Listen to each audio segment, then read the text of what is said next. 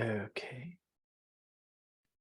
Hi everyone, this is Rohit from Rise to Mastery, and I'm excited to have Steve Chou, who's the founder of My Wife Quit Her Job podcast, which is among the top 25 marketing shows on Apple Podcasts.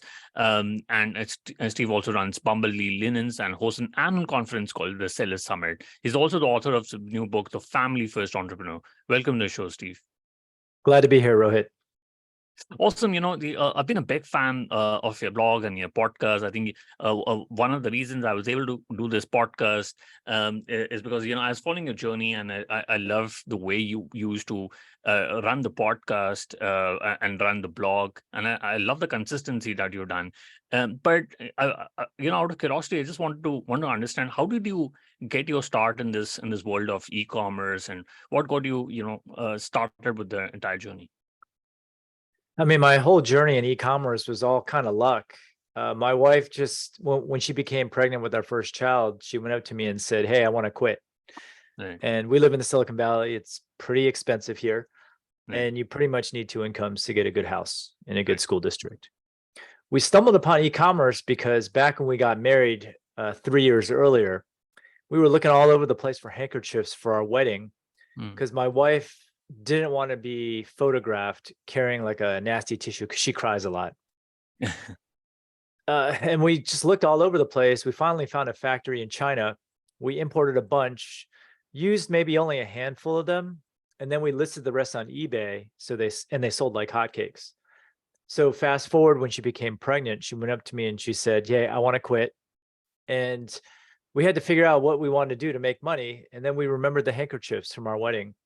So we actually got back in touch with that factory, which was still in business, imported a bunch, and then that's how BumblebeeLinens.com was born.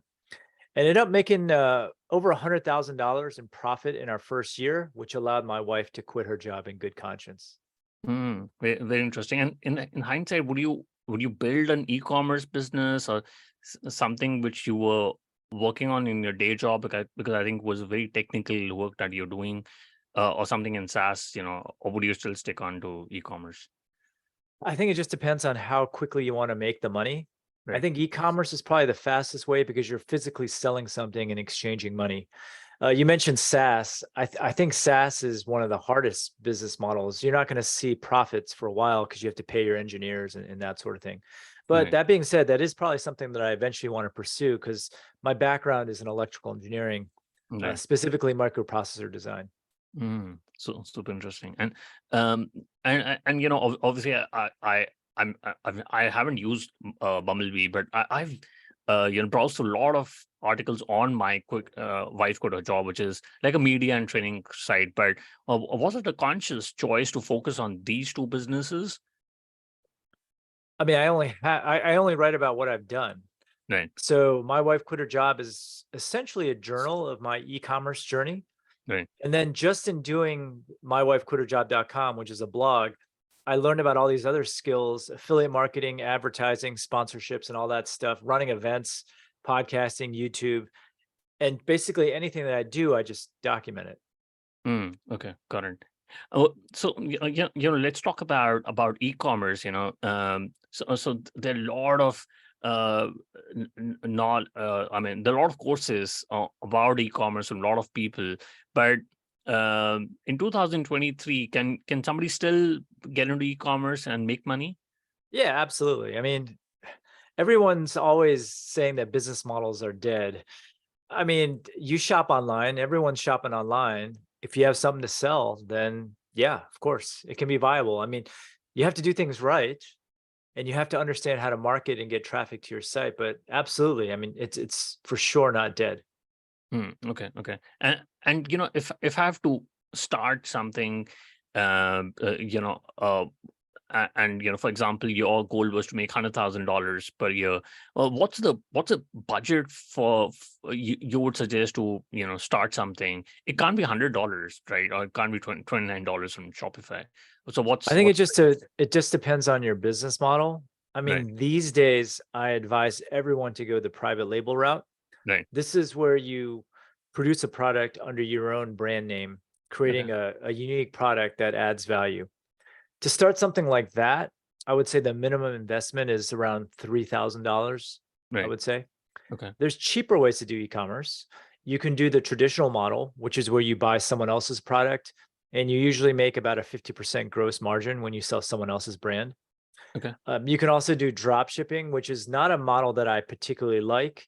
This is where you have an arrangement with the supplier where you take orders and they supply the order. They store and ship the order to the end customer.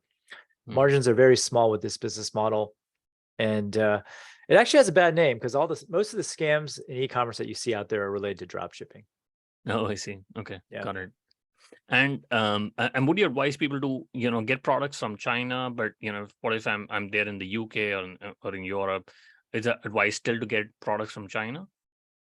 I mean, I think it depends. I mean, things have been changing over the last, I don't know, just several years since the pandemic, really.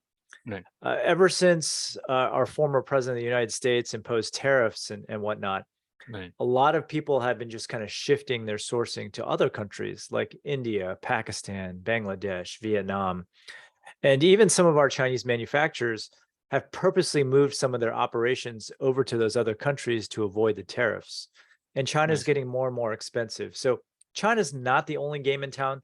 They're probably still the main place to get products, but there's a whole bunch of other companies like India, especially, that are up and coming.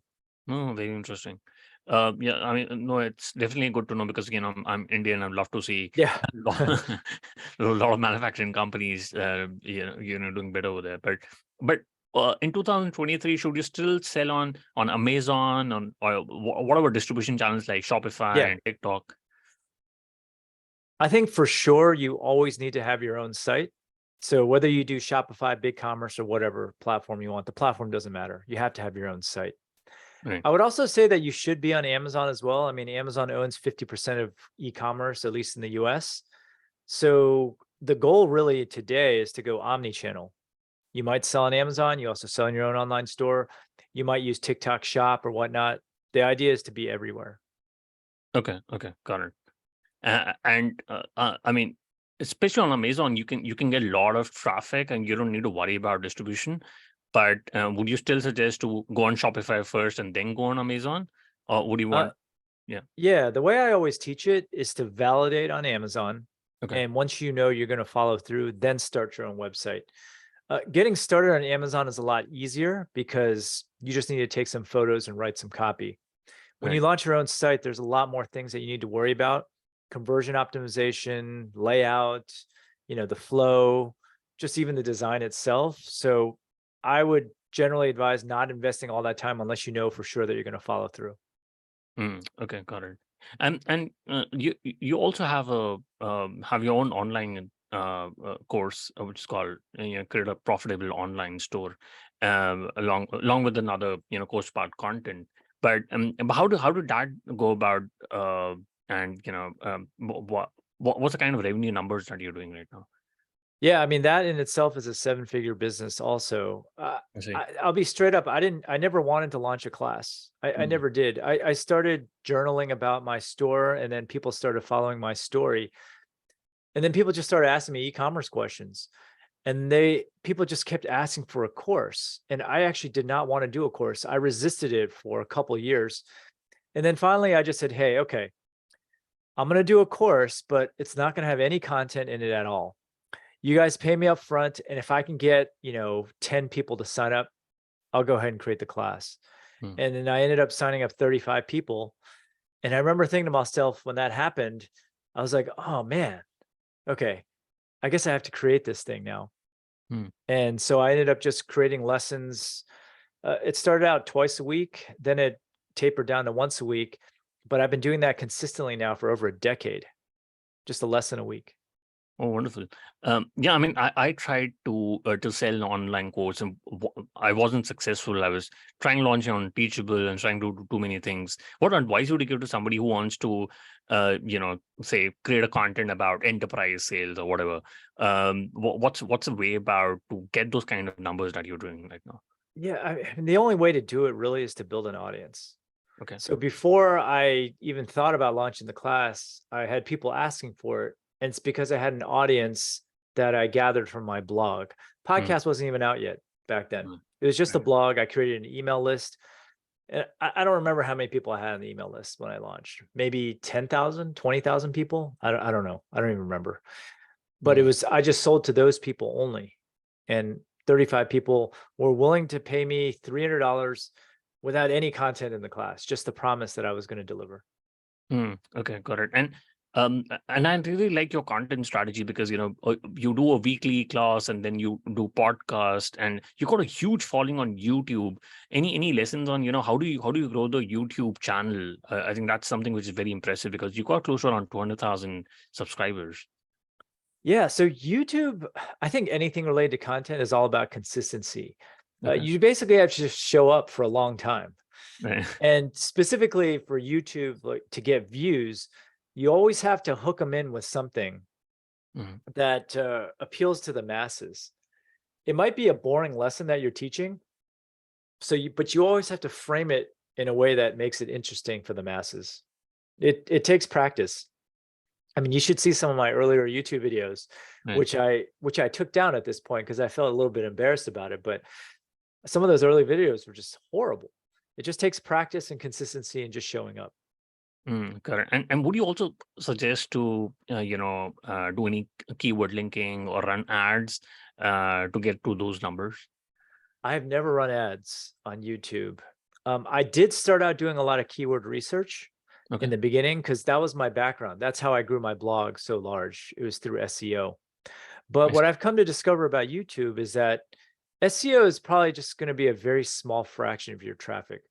Most of your reviews on YouTube actually come from YouTube recommendations and suggested videos.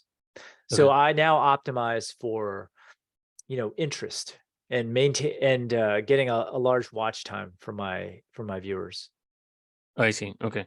And what's the content strategy for YouTube? Do you I mean, obviously you do those podcasts, but do you break up those podcasts, or do you like to speak on camera and then put out the content?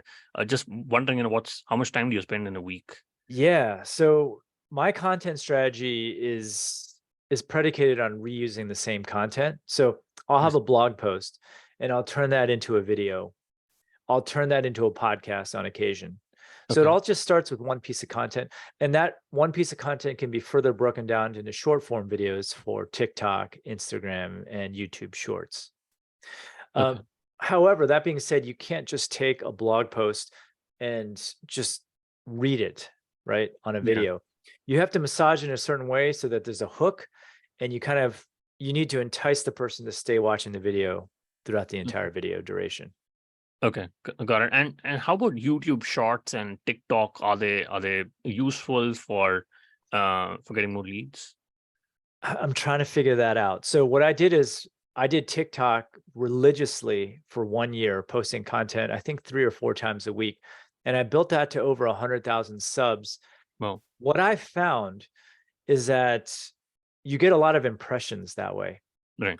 but the quality of the people, at least I was getting from TikTok, were just kids, people who weren't as serious. So I put that temporarily on pause. Mhm. I've yet to explore YouTube Shorts to the same depth that I did TikTok, but I Okay. have all this content that just needs to be posted. So I don't have a good answer for that. All I know is long form content converts extremely well because if someone's watching you for like a full 10 minutes, seeing your face, seeing the method that you teach, that has led to a lot of course sales and a lot of email signups. Mm. Got it. Interesting. And I love your book, which is Family First Entrepreneur, and what I really like is like you spend uh, the, there's a way to build up new products into your strategy, which is like you start with a blog, then a podcast, or you'll have a course, and then you started you've now written a book. But what made you write the book, and what's the Yeah. strategy behind it? There's no strategy. The book is just something I've always wanted to do. I Okay. always had on my bucket list to have the book in the store, walk my kids in there to see it on the shelf. Okay. And incidentally, the book is the only thing that my mom has ever understood out of everything that I've done. I mean, Okay. she understands e-commerce to a certain extent, but when she heard that I was publishing a book, she got it and she was really excited. Very interesting. And on Twitter, you have a lot of gurus, who talk about the hustle mentality as well as working hard. But you mentioned in the book that 99% of the business advice is wrong. And why do you say that? What is the right approach to business? The reason why I said that is because most of the business advice that you get out there are from single guys Hmm. who have no responsibilities. I mean, they can work like 80 hours a week and whatnot. Right. When I got started in e-commerce or just entrepreneurship in general, I had a kid on the way. Yeah. And my goal in life was to just hang out with that child, like hang out as a family. So I can't work those hours. Let's just take Gary Vee as an example. Yeah. He's always preached hustle, hustle, hustle. I wouldn't say that I'm a super lazy guy, but I would definitely categorize myself as kind of lazy. Right. I basically just want to do enough to achieve financial freedom so I can then free up my time to do what I want. I don't Hmm. need $100 million company. I don't need to hustle, hustle, hustle to get where Gary Vee is, as an Right. example.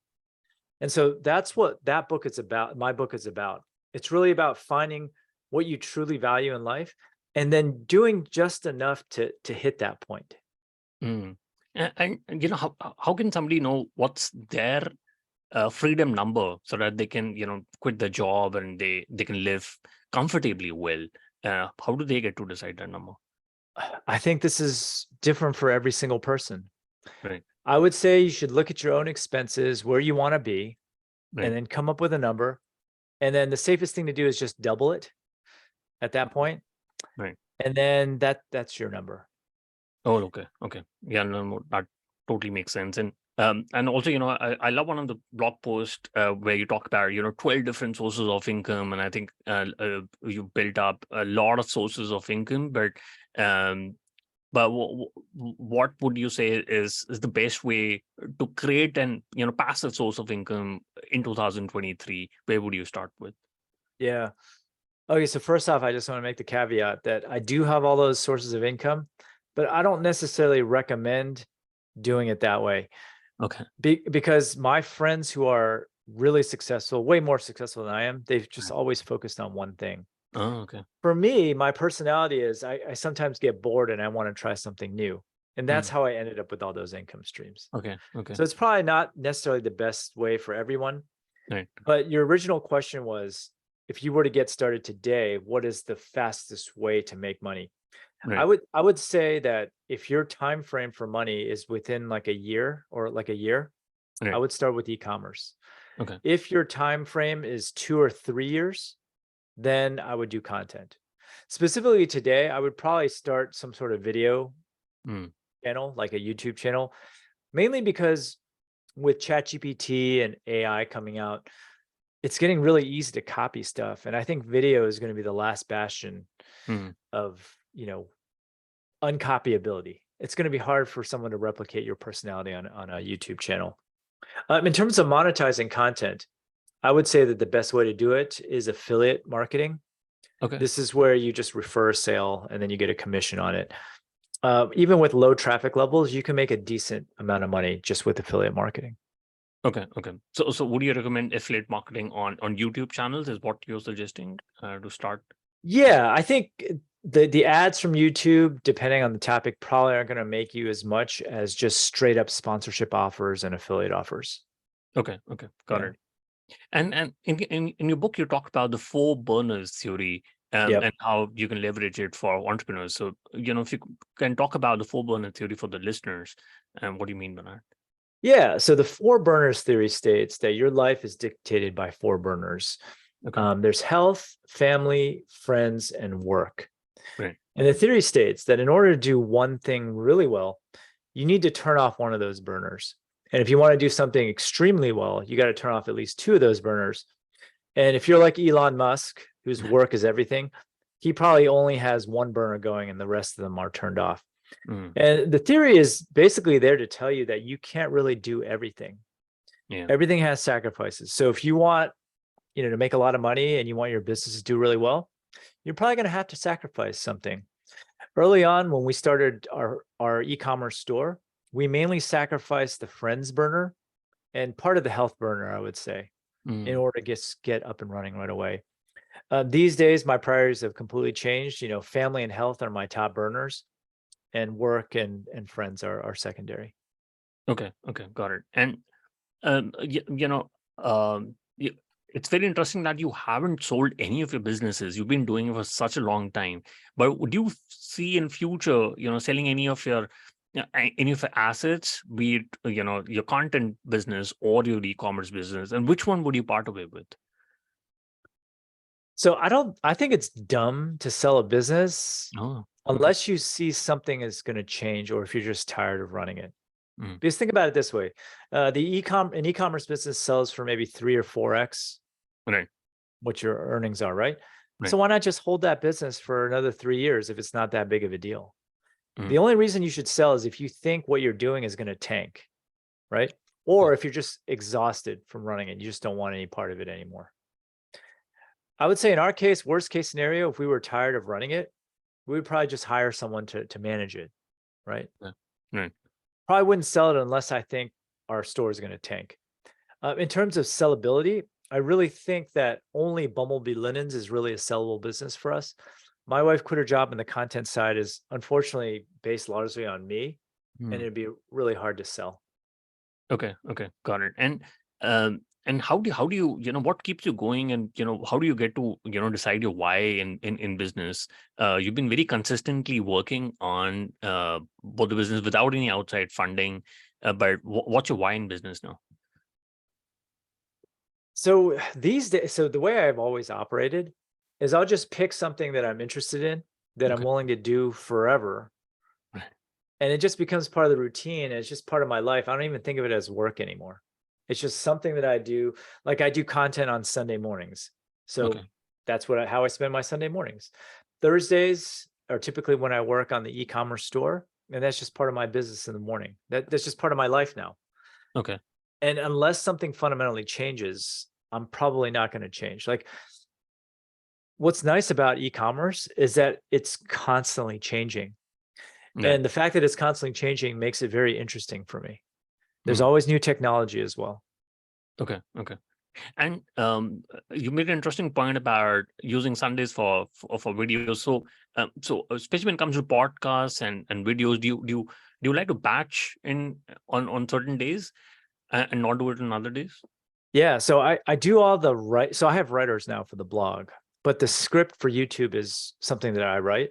I typically do that on Sunday mornings while everyone's still sleeping. People sleep in my family. I just write my script. And then I do all of my content, filming, podcasting, everything, usually on Monday.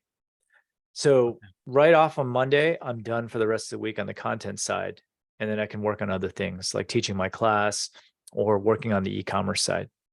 Okay, got it.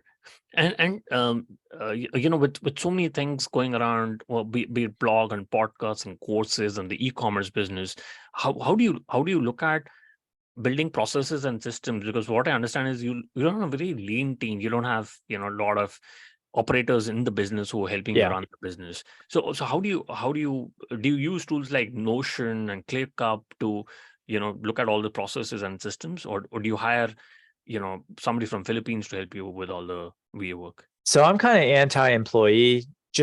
I mean, I used to be an engineering director, and and everyone I've had has been great when I was a director.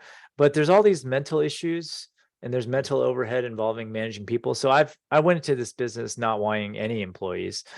So for my wife quit her job, I just have one VA in the Philippines who helps me with the content, Okay. editing, and all that stuff. On the e-commerce side, we do have employees to pack and ship orders, mainly because we sell personalized goods. So Okay. we allow people to embroider their names and dates and whatnot into our linens. And that's the only reason I would say why we have employees in that business, and why we handle our own inventory. If we weren't doing that, we would probably go with 3PL or send everything over to Amazon FBA for fulfillment. Okay. Sorry, I didn't answer the last part of your question. So I communicate with everyone via Slack. And That's then for the e-commerce side, I'm a coder, right? So anything I feel can be automated, I'll write code that can automate it as much as possible. In terms of SOPs, the employees that we do have, we actually make them write the SOPs. So I have them do a task once and then document it. And that goes on like an internal wiki. And that becomes like the manual for anyone else going forward. Oh, okay, got it. But you're not on Shopify platform. Is there a We're reason? not. Yeah. The reason is because Shopify wasn't around when I first got started. Okay. And then over the years, I've just added so much custom code that's specific to my business into the source code that unfortunately, that means I have to maintain it. Okay. But it does provide me with flexibility. Right. I can have it do whatever I want, and no one can raise prices and that sort of thing. But it's not something I would recommend for most people, for sure. Okay. Makes sense. Yeah, and coming back to the book, which is The Family First Entrepreneur. How do you manage to get a book deal from HarperCollins? What was the the writing process for you? Yeah. So for the book, they're not going to give you a book deal unless you have an audience, right? Yeah. So before I even pitched, I already had a YouTube channel. My podcast was already a top 25 show on iTunes. And then the blog was already getting like 250,000, people. I had a big email list. So I think the hard part in getting the book deal was actually putting together the proposal. You have to put together a nice document, a sample chapter, table of contents, and then you basically have to show how many books that you're going to be able to move. Oh, okay. And then after that, you hire an agent, and the agent shops it around to the big 5 publishers, and then they all bid on your book. You meet with all of them, see who you get along with, and then you just pick one, and then you start writing. Oh, okay. So you get an advance before you start. That is correct. You get an advance, which, I mean, it's nice to have, but for me, it wasn't about the money. Like, I could have cared less. The advance actually put a lot of pressure on me to want to sell a lot of books to make that back.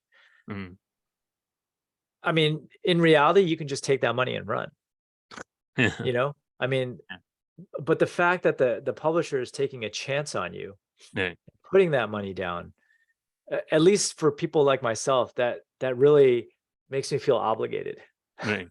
Yeah, makes sense. And I didn't care about the money at all for the book. The book was really just for ego and crossing off like another line item on my bucket list.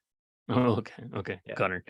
And what was the promotion process? You, before the call, you mentioned you've been to a lot of podcasts, but is there anything specific which you did or you would want to do if you could go back in time?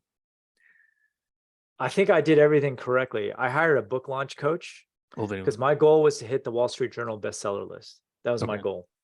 I knew approximately how many books I needed to sell. And my strategy was basically 3-pronged. So I was giving out workshops and whatnot, which made people buy the book in order to attend the workshop. I did a ton of podcasts, as I mentioned earlier. And then the third thing was I've had a lot of sponsors over the years for my event and the podcast and whatnot. I just reached out to them and said, hey, if you're willing to buy a bunch of books and distribute it to your audience, I'll do something along the content end. Like, I'll have you on the podcast, or maybe I'll do a YouTube video for you, or a blog post. So those are the 3 things that I did primarily. Okay.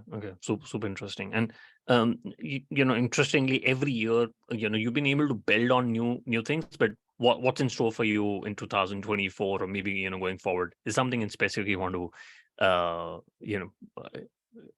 create from your bucket list? I mean, to be straight up with you, the book took a lot out of me this first half of the year. Like, writing the book and getting the book deal wasn't hard. The promotion of the book really drained me. So my goal actually for the rest of this year was to just take it easy. People always ask me what's next. That's kind of not my personality. I just kind of, whatever interests me. So I'll tell you what's next just based on what's going on. So I'm working on a bot right now where I just upload all the content that I have, and hopefully it can help me reduce the support load by allowing people to ask questions to this bot instead of me. Another thing that we're working on right now is I just got this fabric printer, and we're going to launch a whole new line of products for the e-commerce store that involve custom printing. We do custom embroidery right now. Custom printing is just like the next logical step. Okay. Super interesting. Looking forward to at least the AI bot. That's something which I would also need for my podcast and blog. And I quickly want to do the top 3. What's your favorite business book?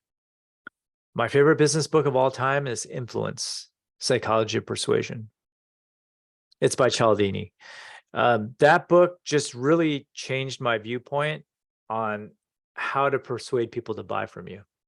Oh, Highly wonderful. recommend it. Yeah. Got to put that in the show notes. And if you could go back in time when you started your online business, both e-commerce as well as content business, what is the one thing you would have focused on or done anything differently? Okay, so on the content side, building an email list, and today building an SMS list at the same time. Number 1 on my list. On the e-commerce side, that one's a little harder because we made so many mistakes. That was our first business. We didn't know what we were doing. Right. I would say for that business, I would have gotten started with content for that business sooner as well. Oh, okay.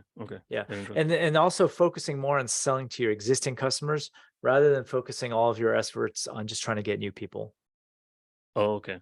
Very interesting.